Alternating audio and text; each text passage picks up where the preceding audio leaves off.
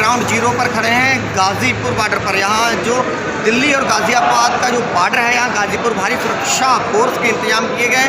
एक तरफ किसान है तो दूसरी तरफ जवान है।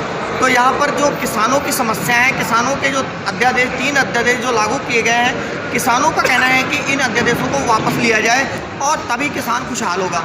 हट धर्मी पर तिगड़ी, आर पार के मूड में अन्नदाता को गुलाम बनाने की चाल के खिलाफ गुजरे 11 दिन से अन्नदाता दिल्ली बॉर्डर पर कड़ाके की ठंड के बावजूद खुले आसमान के नीचे पड़े हैं। तिगड़ी को छोड़िए, यहाँ तो अन्नदाताओं के चुने हुए भस्मासुर भी सुध नहीं ले रहे। किसानों की मांगे हैं, जायज़ भी हैं, बहुत हद तक जायज़ है किसानों की मांगे, क्योंकि देश का अन्नदाता जय जवान जय किसान का नारा तो सरकार देती है। लेकिन अगर किसानों की मांगों को अगर मान लिया जाए तो कोई बड़ी बात नहीं है, क्योंकि समय की मांग नहीं है। किसानों की भी कहीं ना कहीं जो दिक्कतें बहुत ज़्यादा हैं। जाएगा और खेत की मिट्टी से पैर गंदा ना हो जाए, ये सोच पैदा हो जाएगी। जो हाथ से गोबर नहीं उठा सकता वो जमीन बेचेगा। ये फार्मूला है, ये पड़ो न सुखाए हमको भी। खाली शहर में रहने वाला और फार्म पर वहां पे खेती कर रहे, जिस दिन फार्म पे वो जाना छोड़ देगा वो जमीन बेचेगा। तो ये सारे फार्मूले, ये अख्तियार कर लो सारे। तो मांगे हम लोगों की ये है कि हम लोगों को जब ये माननीय मोदी जी प्रधानमंत्री बने तो इन्होंने प्रचार पूरे देश में किया था कि हम लोग स्वामीनाथन की रिपोर्ट लागू करेंगे, और स्वामीनाथन की रिपोर्ट तो इन्होंने लागू नहीं करी और ये नए कानून बना के किसानों को ऊपर थोप दिए हैं। एमएसपी के लिए जैसे ये इन्होंने जोर से बोलिए, जोर। एमएसपी के लिए जो इन्होंने कानून में कर दिए होते तो ये बारी ना हो। ये कानून के बाहर रखें, क्यों लिखित ऊपर से दे रहे हैं, लेकिन इसके 1 या 2 साल के बाद खत्म कर देंगे। ये किसान दर दर की ठोकरें खाएंगे।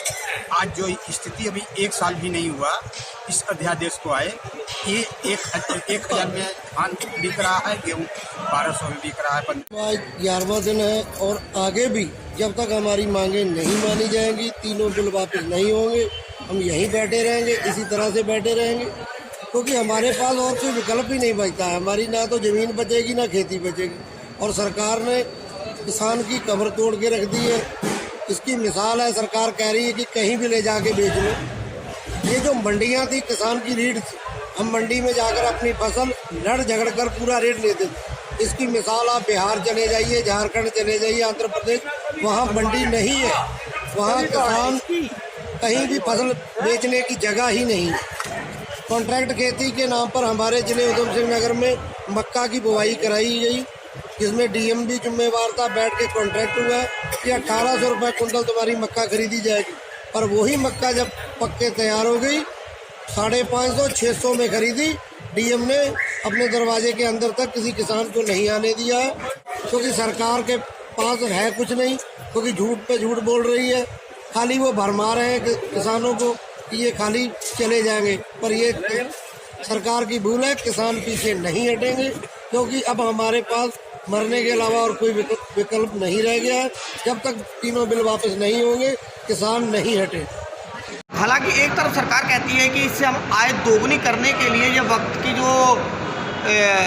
की डिमांड थी, इसलिए इन अध्यादेशों को लाया गया। लेकिन किसानों का कहना है कि ये अध्यादेश जो है ये किसी भी तरीके से किसान के हित के नहीं है, किसानों को नुकसान पहुंचाने वाले।